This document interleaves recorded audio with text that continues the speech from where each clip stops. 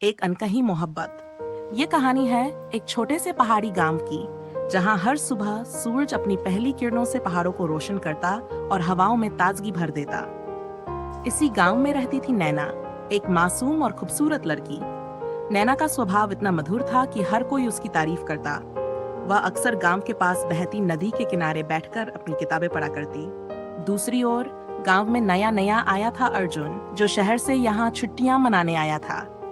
अर्जुन एक युवा फोटोग्राफर था और प्रकृति की सुंदरता को अपने कैमरे में कैद करना उसकी सबसे बड़ी रुचि थी। एक दिन नदी के किनारे तस्वीरें खींचते हुए उसकी नजर नैना पर पड़ी।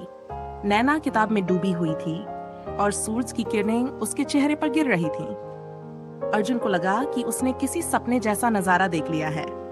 अर्जुन ने हिम्मत जुटाकर नैना से बात करने की कोशिश की। ये जगह बहुत खूबसूरत है, बिल्कुल तुम्हारी तरह, उसने मुस्कुराते हुए कहा। नैना चौंक कर उसकी ओर देखी और हल्की मुस्कान के साथ कहा, आप कौन हैं? यहीं से दोनों की मुलाकात शुरू हुई। अर्जुन ने नैना से गांव के बारे में कई बातें पूछी और नैना ने उसे हर जगह की कहानी बड़े उत्साह से सुनाई। धीरे धीरे उनकी मुलाकातें बढ़ने लगीं। दोनों का में एक दूसरे के साथ इतनी जल्दी बीबीता कि पता ही नहीं चलता। अर्जुन ने नैना की तस्वीरें खींचनी शुरू की। उसकी हर तस्वीर में नैना की मासूमियत और उसकी आत्मा की गहराई झलकती। दोनों एक दूसरे के प्रति आकर्षित होने लगे। पर नैना को एक बात का डर था। अर्जुन तोषहार काल का है और वह यहाँ सिर्फ कुछ समय के लिए आया है। एक दिन नदी के पास बैठे नैना ने अर्जुन से पूछा, तुम कब तक यहाँ रहोगे?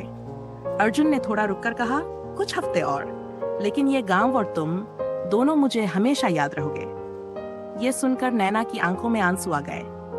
अर्जुन ने उसे दिलासा दिया, नैना, मैं तुमसे एक वादा करता हूँ, अगर तुम मुझे अपना दिल दे सको तो मैं हमेशा तुम्हारे पास रहने की कोशिश करूंगा।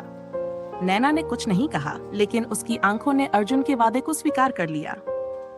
अर्जुन ने अपनी छुट्टियों के आखिरी दिन नैना से कहा, मैं जल्द वापस आऊंगा, लेकिन इस बार सिर्फ एक सैलानी की तरह नहीं, बल्कि हमेशा के लिए तुम्हारा बनने के लिए।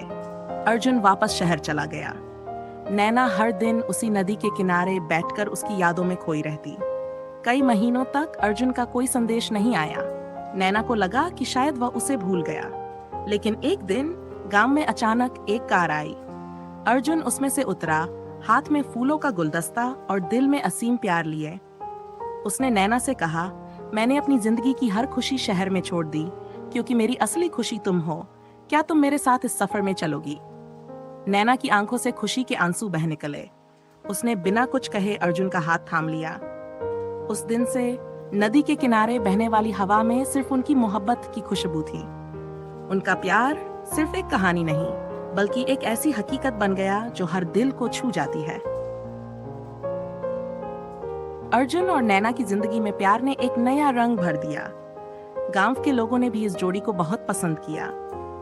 अर्जुन ने नैना के परिवार से मिलकर अपने इरादे साफ किए। उसने कहा, मैं शहर से हूँ, लेकिन अब इस गांव को और नैना को ही अपनी दुनिया बनाना चाहता हूँ। अगर आप सबकी अनुमति हो तो मैं नैना को हमेशा के लिए अपना बनाना चाहता हूँ। नैना के माता पिता थोड़े हैरान थे, लेकिन अर्जुन की सच्चाई और लगन ने उन्हें मना लिया। गांव में शादी की तैयारियां शुरू हो गईं। हर गली और हर घर में खुशी की गूंज सुनाई देने लगी। अर्जुन ने भी गांव में रुकने का फैसला किया और फोटोग्राफी को यहीं से जारी रखने का मन बनाया। उसने गांव के प्राकृतिक नजारों को कैमरे में कैद करने और उन्हें दुनिया तक पहुंचाने की ठानी। शादी के दिन नदी के किनारे एक सुंदर मंडप सजाया गया। सूरज की रोशनी और फूलों की महक के बीच नैना और अर्जुन ने फेरे लिए। नैना ने लाल साड़ी में और अर्जुन ने सफेद धोती कुर्ते में अपनी नई जिंदगी की शुरुआत की। दोनों ने वादा किया कि वे हर खुशी और हर मुश्किल में एक दूसरे का साथ देंगे। शादी के बाद अर्जुन और नैना ने गांव में ही एक छोटा सा घर बनाया। अर्जुन ने गांव की खूबसूरती और उसकी कहानियों को तस्वीरों के इंटरनेट पर साझा करना शुरू किया।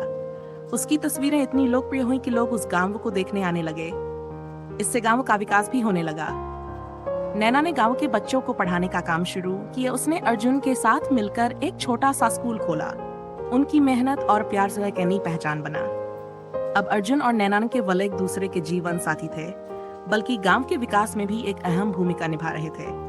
उनकी कहानी सिर्फ एक प्रेम कथा नहीं, बल्कि ये सिखाती है कि प्यार अगर सच्चा हो तो वह हर मुश्किल को आसान कर देता है। नैना और अर्जुन की मोहब्बत आज भी उस नदी की हर लहर में गूंजती है और उनका घर उस गांव का सबसे खूबसूरत हिस्सा बन चुका है।